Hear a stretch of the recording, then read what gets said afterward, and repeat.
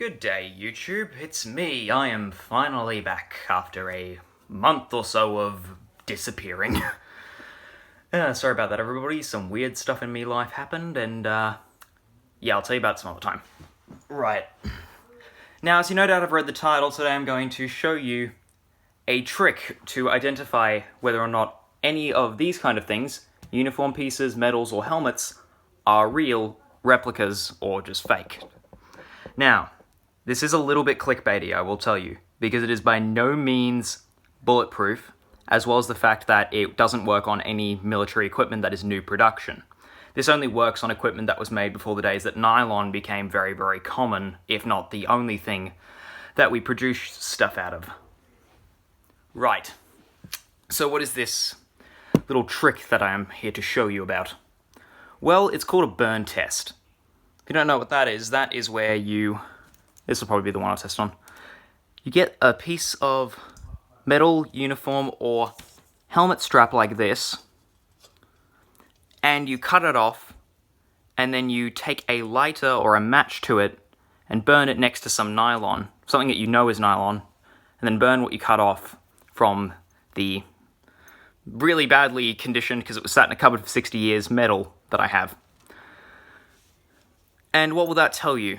Well, if it's a modern reproduction, it will shrivel up before it burns like the nylon, but if it is original production, then it should burn like a fuse or like a match, because it's not made of nylon, it's made of cotton, wool, or canvas. So it burns correctly. That's why at least you can tell the fabric's real. I did that with a different one of my medals, and that definitely works, and I did it with this helmet as well. Got this a couple days ago, at the time of uploading, and there was a bit of a string hanging off here, and we weren't sure whether or not this was a reproduction or if it was original. I didn't pay too much for it, so it's not as though if it was a reproduction it would be too much, but I grabbed that string, cut it off, and I burnt it. Burnt like a match, so I can tell that this part of the helmet is definitely real. That test is what works probably the best on medals and pieces of uniforms, such as this. And with helmets, it works less well. It really depends on what kind of helmet you have, what era it was made, if it had a replacement liner towards the end of its service life. There's a couple other things you can tell with helmets. I'll just use this one as an example. If you want to tell if an M1's real, usually they'll have a, I don't know if you can see it, but with the sear, whatever you call it, this folded steel that they put around the end of the helmet, there will be a split at the back, which is to show you that it was a continuous strip that they stamped together. If it doesn't have that sear, it's likely modern reproduction. Not sear, sorry. If it doesn't have that slip, it is likely modern reproduction. A couple things with this one I can also tell is that, again, don't know if you can see this, but here, and probably the most noticeable example right there, is blue paint.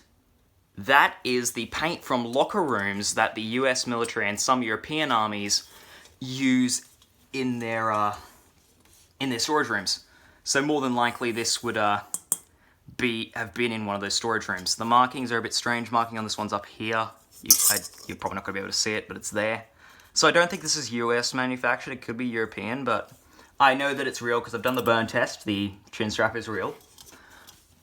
It's covered in blue paint, and it has that split right at the back. So that's how I can tell this one's real. But I'll actually show you an example of a burn test right now. Okay, now we're in a bathroom to do this test because I don't feel safe doing it anywhere else. Right, now for the burn test. This is the nylon. It's just a piece of stuff I found.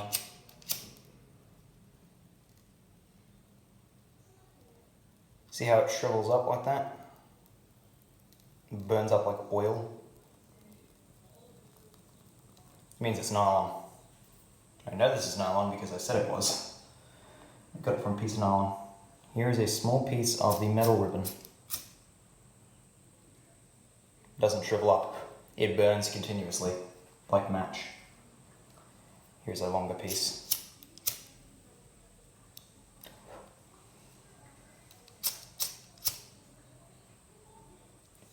There you go. And that's a burn test. That's how you can tell if they're real or not, because the material this is made out of, I think it's made out of cotton, maybe, is not oil-based, so it doesn't shrivel up and melt before it burns like nylon does. It burns like a match.